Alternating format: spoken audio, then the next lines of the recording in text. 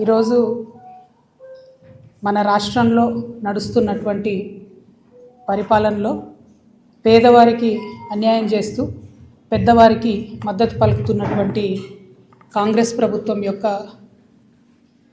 భూ దోపిడీ గురించి తెలంగాణ ప్రజలకు తెలియజేయడానికి ప్రెస్ మీట్ పెట్టడం జరిగింది. ప్రత్యేకించి 1,00,000 కోట్ల భూమిని, ప్రభుత్వ భూమిని అప్పనంగా పెద్దవాళ్లకు ఈ కాంగ్రెస్ ప్రభుత్వం రేవంత్ రెడ్డి సర్కారు అప్పచెప్తా ఉందని చెప్పి నేను సాక్ష్యాధారాలతో సహా మీకు సీరియల్ వైజ్ చెప్తా ఉంటాను. అందులో ఒక చిన్న పాయ హైడ్రాన్ అడ్డం పెట్టుకొని చేస్తున్నటువంటి దోపిడీ గురించి ఈరోజు చెప్పి తర్వాత కంటిన్యూస్గా ఈ యొక్క భూదందా ఎట్లా నడుస్తుంది, ఈ భూదందాని మరి ఈ భూదందాని ఈ భూదందాని ఎవరెవరు చేస్తున్నారు, అధికారాన్ని అడ్డం పెట్టుకొని ప్రభుత్వ పెద్దలు, ముఖ్యమంత్రి గారి కుటుంబ సభ్యులు, అదేవిధంగా కాంగ్రెస్ పార్టీ ఎమ్మెల్యేలు, మంత్రులు, ఎంపీలు ఏ విధంగా ఈ భూదందా వెనుక ఉన్నారనేటటువంటిది కంప్లీట్గా విత్ ప్రూఫ్స్ కూడా తెలంగాణ ప్రజలకు నేను చెప్తాను.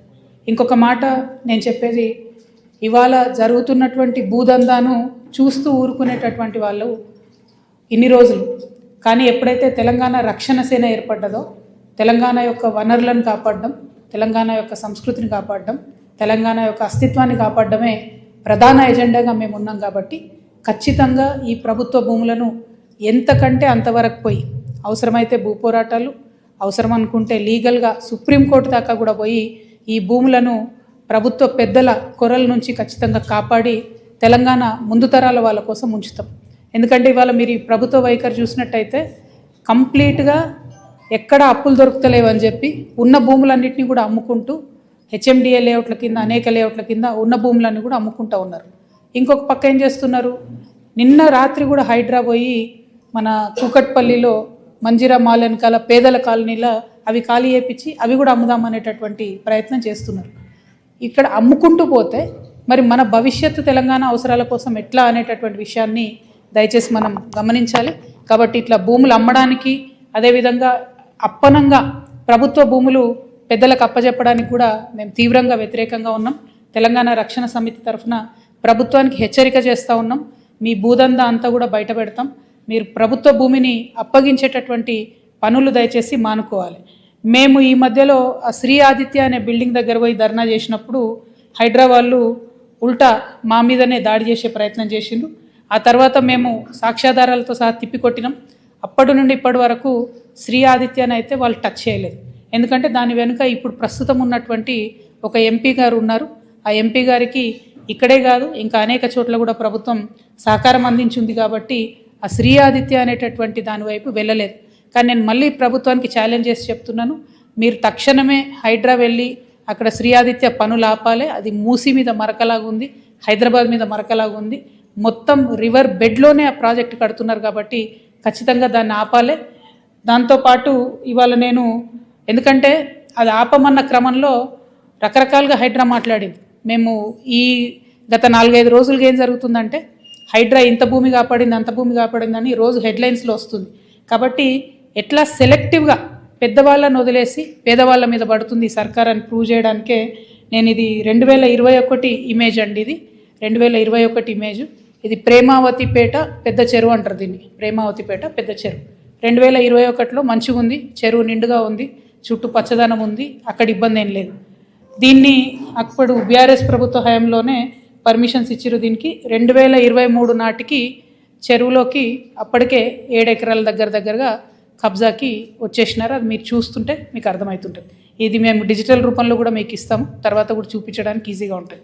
ఇక ఇప్పుడు ప్రస్తుతం ఉన్న పరిస్థితి లేటెస్ట్ మా దగ్గర ఉన్నవి 2025 ఇమేజ్. ఓకే, ఇది 2024 ఇమేజ్. దాని తర్వాత 25లో కూడా పెద్దగా మార్పేం లేదు. మీరు చూస్తే కంప్లీట్గా చెరువులోకి ఎట్లా చొచ్చుకొచ్చినారో తెలుస్తుంది. ఇది ఎందుకు చూపిస్తున్నా అంటే యాజ్ అన్ ఎగ్జాంపుల్, ఇది ఒక పెద్ద సంస్థ కడుతున్నది. ఆ సంస్థను ముట్టుకునే దమ్ముందా ఈ గవర్నమెంట్కి? 7 ఎకరాలంటే అక్కడ ఎకరానికి 100 కోట్లు పోతుంది, భూమిలోనే 700 ఎకరాలు పోతుంది.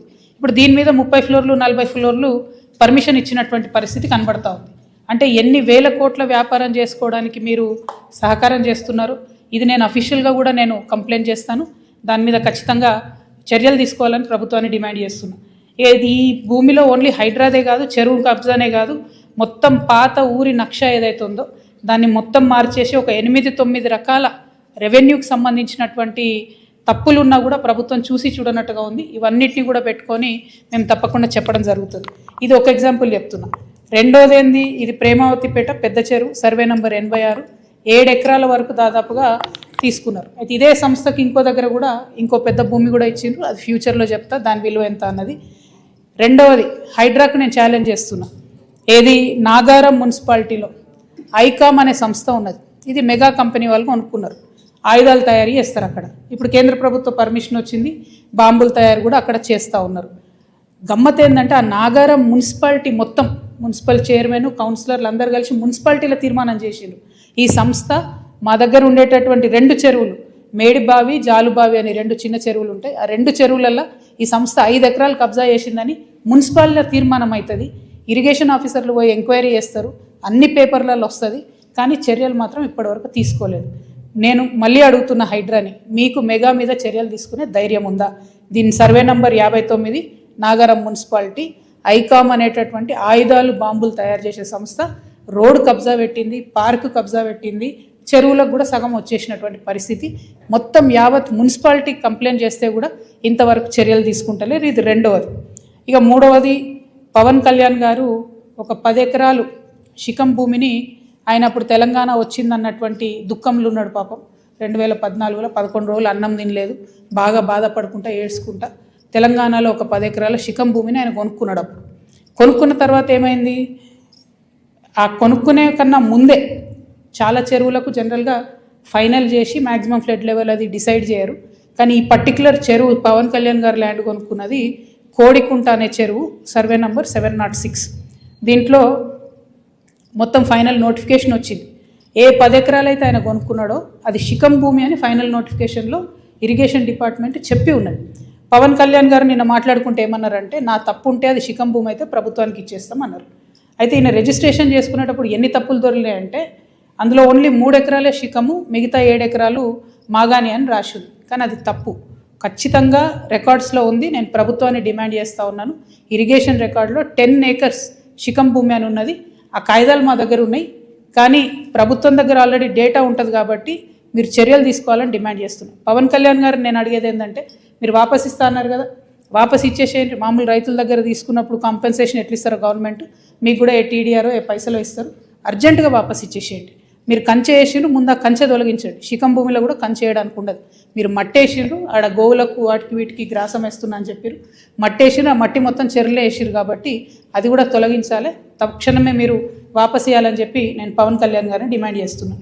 At the same time Pawan Kalyan గారు ఏమంటాడు, అనేకమైన మాటలు అన్నాడు. తెలంగాణ వాదులు ప్రాంతీయవాదం అంటే ఉగ్రవాదం అన్నాడు. అనుకుంటా నేను గద్దరన్నకు కారు కొనిచ్చిన అన్నాడు. అంటే మీరు మా కళాకారులను ఎందుకు అవమానపరుస్తారు? ఒక పక్కనేమో ప్రొఫెసర్ నాగేశ్వర్ మాట్లాడితే ఆయన మీదకి వస్తారు, మేధావుల మీదకి. ఇంకో పక్క కళాకారులు. అసలు మీరు కూడా కళాకారుడే కదా, మీరు సినిమా యాక్టరే కదా. మీరు సినిమా యాక్టర్గా మీకు ఎట్లా వస్తుంది జీవనాధారం? ఏ సినిమాకైనా హయ్యెస్ట్ ఇన్కమ్ నైజాం నుంచే వస్తుంది. అంటే మా తెలంగాణ బిడ్డలు చూసే టికెట్లతోనే మీ సినిమాలు నడుస్తాయి. హయ్యెస్ట్ ఇన్కమ్ నైజామే, హయ్యెస్ట్ కలెక్షన్స్. అంటే మీరు కొనుక్కున్న ప్రతి కారులో మా తెలంగాణ బిడ్డలు కొన్న టికెట్ పైసలు ఉన్నాయి. మీరు కొనుక్కున్న ప్రతి భూమిలో మా తెలంగాణ బిడ్డలు కొన్న టికెట్ పైసలు ఉన్నాయి. మీరు మా గద్దరన్నను పట్టుకొని నేను కారు కొనిచ్చినానని ఆయన చనిపోయాడు. మీరు కొనిచ్చిరో కొనియలేదో ఎవరు తెలియదు. కానీ జనరల్గా ఏమంటారంటే, మనం ఒక మంచి పొజిషన్లో ఉన్నప్పుడు కుడి చేత్తోని దానం చేస్తే ఎడమ చేతికి తెలియదు అంటారు. అప్పుడెప్పుడో కారు కొనిచ్చి గప్పాలు కొట్టుకునేది మీరు కొంటే కొన్నారు కావచ్చు, పెద్ద ముచ్చటేముంది. ఆయన ఎన్ని ఫోక్ ట్యూన్స్ దొంగతనాలు చేసి మీరు సినిమా పాటలు పెట్టుకుంటలేరు. ఇచ్చిర్రా ఎప్పుడన్నా రాయల్టీ మీరు ఫోక్ ఆర్టిస్టులకి? ఎప్పుడన్నా ఫోక్ ఆర్టిస్టులను ఆదుకున్నారా? చిన్న నిర్మాతలను ఆదుకున్నారా? పక్క రాష్ట్రాల్లో ఎట్లా చేస్తారు, తమిళనాడులో అక్కడిక్కడ వాళ్ళందరూ. నేను ఎందుకు ఈ మాట చెప్తా ఉన్నా అంటే, మీరు ఒకటంటే మేము 100 అనాల్సి వస్తుంది. ఒక పక్కనేమో ఇట్లా సమైక్యవాదుల దాడి మన మీద పెరుగుతుంటే, ఇక మన కర్మానికి మనకు ముఖ్యమంత్రి ఉన్నాడు, ఆయనకు తెలంగాణ అంటే తెలియదు, తెలంగాణ నీళ్ళంటే తెలియదు. మేము ఎంటబడి కొట్లాడి మా పార్టీ పెట్టినాక కరెక్ట్ వారం లోపల పాలమూరు రంగారెడ్డిలో పెద్ద సభ పెట్టి, మన నీళ్ళు పోతున్నాయ్యా మొత్తం ఎత్తుకపోతున్నారు ఆంధ్రోళ్ళు, మీరు ఏమైనా చేయండి అని లొల్లి పెడితే, నిన్న ముఖ్యమంత్రి గారు పోయి 2 రోజులు ఫస్ట్ టైం పాలమూరు బిడ్డ అయి ఉండి 30 నెలల నుంచి ఆయనకు తీరిక దొరకలేదట. నిన్న ఫస్ట్ టైం పోయి పాలమూరు ప్రాజెక్టుల మీద రివ్యూ చేసి ఏం మాట్లాడతాడు ఆయన? తీసుకుపోనండి 968 టీఎంసీలు మనకు వస్తే చాలు, 200 టీఎంసీలు ఆంధ్రోలు తీసుకుపోనండి, సంప్రదింపులు జరుపుతున్నాం మేమని చెప్తున్నాడు ఆయన. రేవంత్ రెడ్డి గారు, మీకు నీటి మీద అవగాహన లేకపోతే అవగాహన ఉన్న వాళ్ళతో మాట్లాడండి. వాళ్ళ ఆంధ్రోలు 200 టీఎంసీలు తీసుకుపోయిన తర్వాత రేపు పొద్దున హైదరాబాద్ నగరానికి పెరుగుతున్నటువంటి భవిష్యత్ అవసరాలకి కృష్ణా నీళ్ళు సరిపోవు, గోదావరి మనకు దిక్కు. నేను రేవంత్ రెడ్డి గారిని డిమాండ్ చేస్తూ ఉన్నా, మీరు కనుక బనకచెర్ల ప్రాజెక్టు కానీ ఇంకో ప్రాజెక్టు కానీ వాళ్ళు 200 టీఎంసీలు తీసుకుపోండి అంటే గోదావరిలో మనకు అడగండి అదనంగా 200 టీఎంసీలు. ఇప్పుడు 968 మనకు హక్కుభుక్తంగా ఉంది, 968 + 200 అడగండి. మీరు అడిగేంత వరకు మీరు బనకచెర్ల మీటింగ్ అటెండ్ అయినా కూడా మీరు తెలంగాణకు ద్రోహం చేసిన వాళ్ళే అవుతారు, మన భవిష్యత్తు నీటి అవసరాలన్నింటినీ కూడా పాత రేషన్ వాళ్ళే అవుతారు. మీరు నేను మాట్లాడుకుంటా ముఖ్యమంత్రి గారు అంటారు అబ్కి బార్ కాంగ్రెస్ సర్కార్ అని, కూర్చునే యువత ఆఖరి బారే ఏ కాంగ్రెస్ సర్కార్, ఆఖరి బార్ కాంగ్రెస్ సర్కార్. కాంగ్రెస్ పార్టీ ఇంక 20 ఏళ్ళు తెలంగాణలో రాకుండా తెలంగాణ మీద, తెలంగాణ వాదం మీద, తెలంగాణ వనరుల మీద, తెలంగాణ భూముల మీద బందిపోట్లు పడ్డట్టు పట్టుకొని దోసుకొని తింటా ఉన్నారు మీరు, మీ కుటుంబ సభ్యులు, మీ ఎమ్మెల్యేలు. నిజంగా ఘోరమైందంటే ఈ దోపిడీకి అప్పుడు బీఆర్ఎస్ పార్టీలో దారులు తెరిస్తే, కిటికీలు తెరిస్తే ఇప్పుడు వీళ్ళు తలుపులు తెరిచి ఏకంగా దోసుకొని పోతున్నారు. అప్పుడు కేటీఆర్ పాలనే నడిచింది, ఇప్పుడు కేటీఆర్ పాలనే నడుస్తుంది. అప్పుడు కేటీఆర్ అంటే ఏంటంటే కేసీఆర్ గారు, తన్నీర్ హరీష్ రావు గారు, రామారావు గారు. ఇప్పుడు కేటీఆర్ అంటే ఏంటంటే కొండలరెడ్డి, తిరుపతి రెడ్డి, రేవంత్ రెడ్డి. అప్పుడు ఇప్పుడు సేమ్ పరిపాలన నడుస్తుంది తప్పితే వేరే ఏం మారలేదు. దోపిడీ మారలేదు, పెరిగింది, రాచబాట పట్టింది దోపిడీ. ఈ 1,00,000 కోట్ల కాంగ్రెస్ దోపిడీని ఖచ్చితంగా ఆపుతాం. ఆ 1,00,000 కోట్ల తెలంగాణ భూమిని కాపాడుకొని తీరుతాం. ఎట్లయితే వెలుగుమట్లలో పేద ప్రజల భూములు కాపాడినామో అట్లనే తెలంగాణ వ్యాప్తంగా ఉన్నటువంటి అన్ని జిల్లాల్లో మీ దోపిడీని గమనిస్తున్నాం, ఎవరు గమనిస్తలేరు అనుకోవద్దు. ఖచ్చితంగా మా వనరులను మేము కాపాడుకుంటాం. సీరియల్ లెక్క ఈ 1,00,000 కోట్లు ఎక్కడెక్కడ దోపిడీ చేస్తారో చెప్తా నేను. ఇవాళ ఈ లేక్ను మళ్ళీ ఒకసారి చూపించాలి దయచేసి. Thank you. జై తెలంగాణ. 2014లో పవన్ కళ్యాణ్ భూములు కొనుక్కున్నారు, కానీ వివాదం ఇప్పుడు అవుతుంది. అంటే 12 ఏళ్లలో ఎందుకు దీన్ని చర్చించలేకపోయారు, ఎందుకు అడగలేకపోయారు? 1 సెకండ్, ఇది ఒక్కటి చెప్పేసి కనబడుతుందా క్లారిటీ?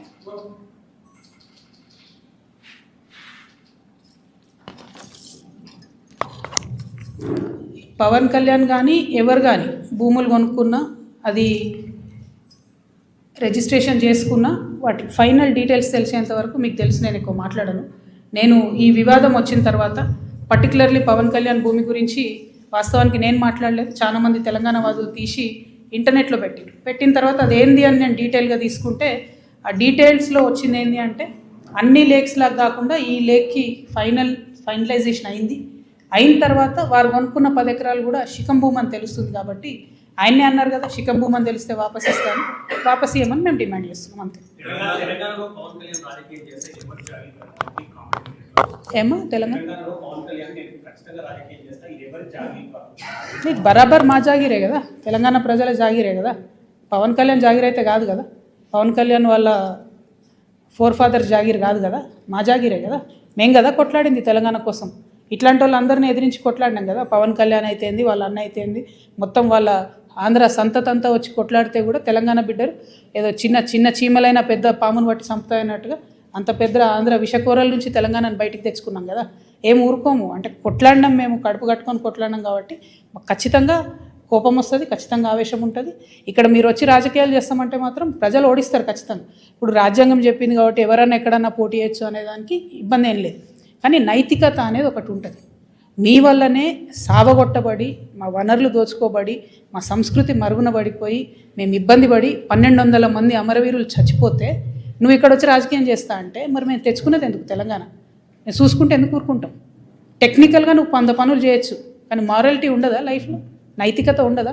చాలా పెద్ద నైతిక విలువలు చెప్పేటటువంటి మనిషి వద్దు ముర్రో అంటే ఈ వన్ సైడ్ లవ్ ఏంద్రా నాయన, మాకు అర్థమైతే లేదు. వద్దు బాబు, మీ ఆంధ్రాలో మీరేమైనా చూసుకోండి అంటే ఈ గోలేంది, మీద వచ్చి యాసిడ్ వస్తా అన్నట్టు ఈ బలవంతము లవ్ ఏంది, నాకు అర్థమైతే లేదు. అక్కడ కట్టుకోండి కదా క్యాపిటల్, ఆడ పడవలు వేసుకొని పోయే పరిస్థితి ఉంది, ఆడ కట్టుకోండి. అక్కడ ప్రజలను బాగా చూసుకోండి, అక్కడ ప్రజలకు హెల్ప్ చేయండి, అక్కడ పేద ప్రజలకు పనులు చేయండి. అవన్నీ ఇట్సబెట్టి వచ్చి మా మీద పడి ఎందుకు? ఇక్కడ లేరా మా నాయకులు? మస్తు మంది ఉన్నారు కదా. మేమే ఎవరెవరం గెలుస్తాం, మేమే ఎవరెవరం చేసుకుంటాం. మా వాళ్ళు చేయగలిగినంత మేము చేసుకుంటాం, మేము బాగుపడతాం. Thank you.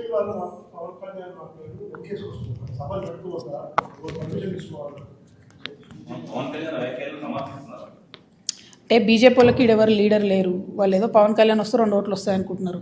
ఆ ఉన్న 8 సీట్లు కూడా పోతాయి ఈసారి, అవి కూడా రావు. ఎందుకంటే తెలంగాణ ప్రజలు గమనిస్తున్నారు బీజేపీ వాళ్ళు ఏం చేస్తున్నారు అన్నది. వడ్లు ఈడ 75 లక్షల క్వింటాళ్ళు కొనాలి అని సీఎం గారు అంటారు. పంజాబ్లో 100% పండిన గోధుమలన్నీ కేంద్ర ప్రభుత్వం కొంటుంది.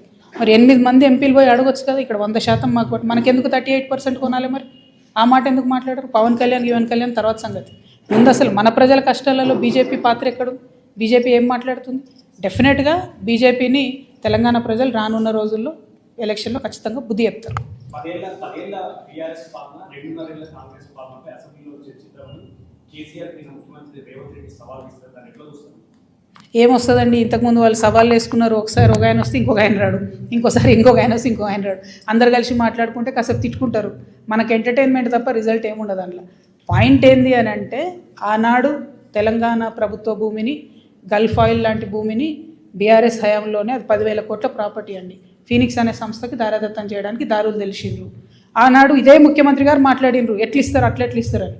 ఇవాళ ఆయన్నే ఇంకొంచెం మంచిగా మార్గం సుగమం చేసి, ఆనాడు 50 ఎకరాలు రిజిస్ట్రేషన్ అయితే ఈయన ఇంకా ఇవాళ 100-150 ఎకరాలు మిగతా ఉంది, దాంట్లో ఇంకో 200 ఎకరాలు లేదు, అది మొత్తం ఈయన ఇవ్వడానికి ఈయన దారులు తెరిచిండు. మేము మాత్రం 1 ఇంచు తెలంగాణ జాగా కూడా పోనీయము. ప్రభుత్వ భూమిని రక్షించేటటువంటి బాధ్యత తెలంగాణ రక్షణ సేన తీసుకుంటాం.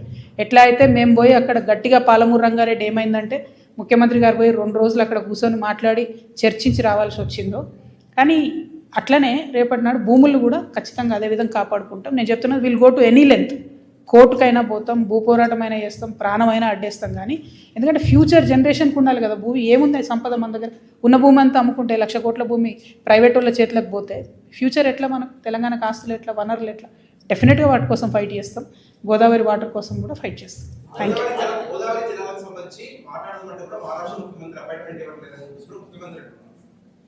ముఖ్యమంత్రి గారికి నిజంగా చెప్తున్నా కదా, నీటి మీద అవగాహన తక్కువ ఉన్నట్టుంది. వారు పెంచుకుంటే మంచిది. ఎందుకంటే ఆయన ఓపెన్గా ఏం చెప్తున్నాడు, ఈ మహారాష్ట్రనేమో పర్మిషన్ ఇస్తలేదు అంటున్నాడు. అది రాదని తెలుసు ఆయనకు. ఎందుకంటే మహారాష్ట్ర ముఖ్యమంత్రి గారే స్వయంగా అక్కడ కూర్చొని తుమ్మిడిహెట్ అనే ప్రాజెక్ట్ ఎత్తు పెంచొద్దు అని ఆయన ధర్నా చేసినటువంటి వ్యక్తి. ఆయనతోని కేసీఆర్ గారు ఎంత ట్రై చేస్తున్నా లాస్ట్కు హైట్ తగ్గించుకొని ఒప్పుకొని రావాల్సి వచ్చింది. ఇప్పుడు ఈయన కాదే పనిని ఏదో చేస్తున్నట్టు బిల్డప్ ఇవ్వాలని చూస్తున్నారు. ఆయన ఇస్తలేడు అపాయింట్మెంటు. ఇక్కడ మరి ఈ రాష్ట్ర ముఖ్యమంత్రి మీకు ఇస్తలేడా? ఏపీ ముఖ్యమంత్రి మీకు ఇయ్యడా? మీ గురువు గారే కదా. ఆయన దగ్గర పోయి మాట్లాడుకొని మాకు 200 టీఎంసీలు అదనంగా ఇచ్చినాకనే మీరు 200 టీఎంసీ బనకచర్లు కట్టుకోవాలని అడగాలి కదా. జరిగే పనేమో చేయరు, కాని పనేమో చేస్తున్నట్టు బిల్డప్ ఇస్తారు. బేసికలీ అందుకే అంటున్నా, ఈ ఆఖరి బారే కాంగ్రెస్ సర్కార్, కాంగ్రెస్ పార్టీని మంచిగా 20 ఏళ్ళ దాకా బొందబెట్టడానికి వచ్చారు రేవంత్ రెడ్డి గారు. Thank you. జై తెలంగాణ.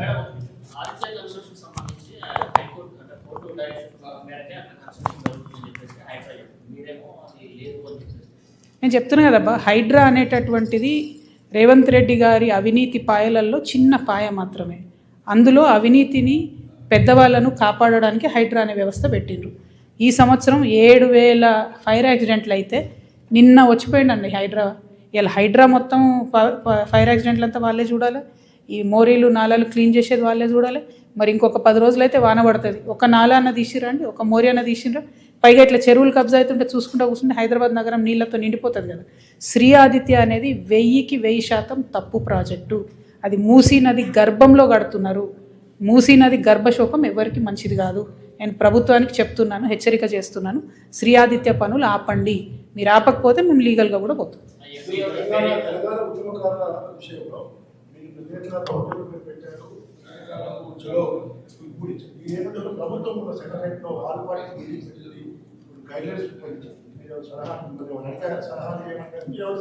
మమ్మల్ని ఏం అడగలేదు. ఉద్యమకారుల పక్షాన మేము డిమాండ్ సార్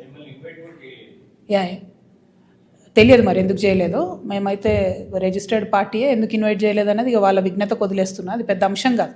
విషయం ఏంది అని అంటే, మమ్మల్ని పిలవలేదు, సిపిఐ జేఏసీలో ఉన్న సిపిఐని పిలవలేదు, న్యూ డెమోక్రసీని పిలవలేదు.